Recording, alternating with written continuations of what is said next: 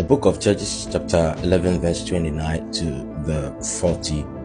Jephthah was going to war, and Jephthah said to the Lord, when you read from the verse 29 coming, when he got to the Ammonites, the Spirit of the Lord came to him and he made a promise and he made a vow that if God gives him victory over the people of Ammon, he is going to anything that comes out of his house first.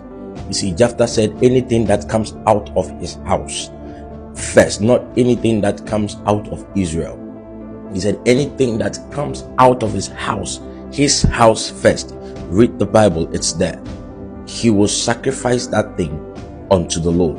Now, I don't know what was happening in Jephthah's house. I don't know the kind of love his family was showing him. But the Bible says that when he got victory from the wars and he came back home, the first thing or the first person that met him was his only daughter. Now, the things in Jephthah's house, he was a judge, so at the time he would have a little bit of privileges, so he would have a little bit of riches.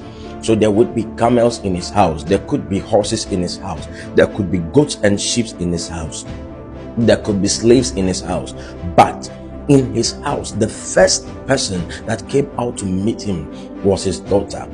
Why didn't Jephthah think that his daughter that he so much loved would be the first to come and meet him? Because I'm sure that Jephthah thought that if he's coming, the first person or the first thing, even if it's a human being, the first human being that may come and meet him could be a slave or probably one of his servants. But it was his daughter. I don't know how much love his wife and his daughter showed him that made him think that if he comes out of the war, they wouldn't be the first to come and meet him. I don't know how much love that they were exhibiting in his house that made him think that nobody from my house that I love, genuinely loves me so much that they would be the first to come and meet me. But the Bible says that his daughter came to meet him on the way with timbrels. If you love somebody, let it show.